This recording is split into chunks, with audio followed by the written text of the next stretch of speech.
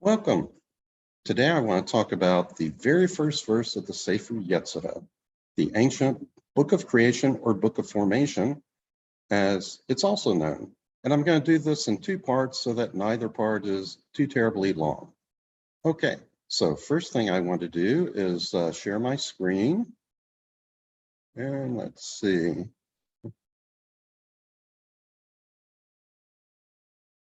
There we go. And so let's get started. First, we'll take a look at the translation of this first verse by the late Rabbi Aryeh Kaplan. And it says, with 32 mystical paths of wisdom engraved Yah, the Lord of hosts, the God of Israel, the living God, King of the universe, El Shaddai, merciful and gracious, high and exalted, dwelling in eternity, whose name is holy. He is lofty and holy, and he created his universe with 3 books, Seferim, with text, Sefer, with number, Safar, and with communication, Sipur. Okay, I also have my translation, and you can immediately see that mine is a little shorter, and that's because I translated mine from what's known as the short version of the Sefer Yetzirah. There are a few different versions out there because the original no longer exists. And Rabbi Aryeh Kaplan, he translated what's known as the Gra version, Gra after Rabbi Eliyahu, the Gaon or genius of Vilna. Okay, so in my translation, I rendered it as 32 wondrous paths, netivot of its own wisdom. It, Yah, the creator of multiplicity, created its universe with 3 books, Seferim, with story, Sefer, with number, Safar, and with communication, Sipur. Now, this opening statement contains so very much.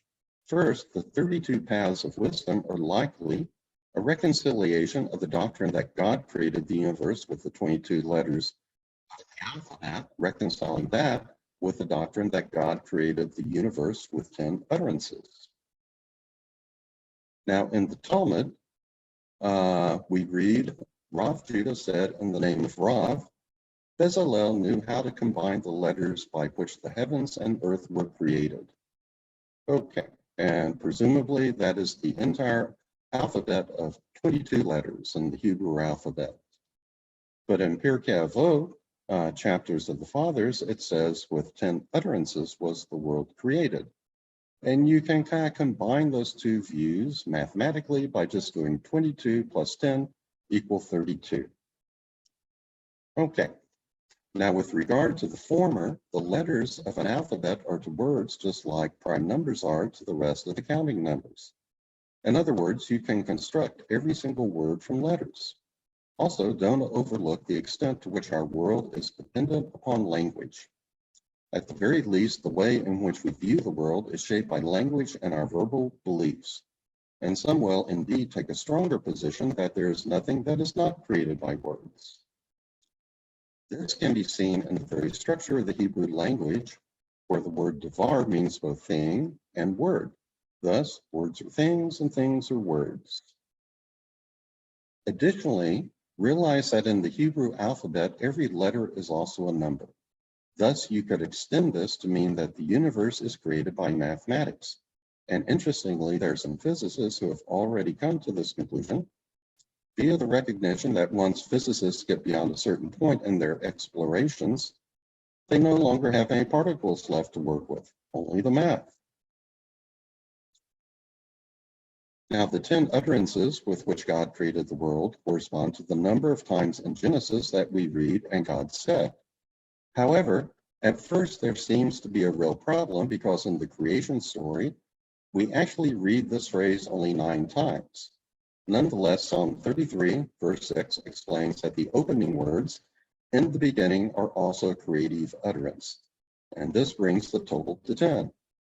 And since words are created from letters, you could also say that the statement that God created the world with 10 utterances is just another way of looking at the doctrine that the world was created with the letters of the alphabet. Again, in the Talmud, we read, Rabbi Yochanan said, the 10 utterances with which the world was created. What are these? These are the expressions "and God said" in the first chapter of Genesis. But aren't there only 9? The words "in the beginning" are also a creative utterance, since it is written, by the word of the Lord the heavens were made, and all the host of them by the breath of his mouth. Psalm 33, verse 6.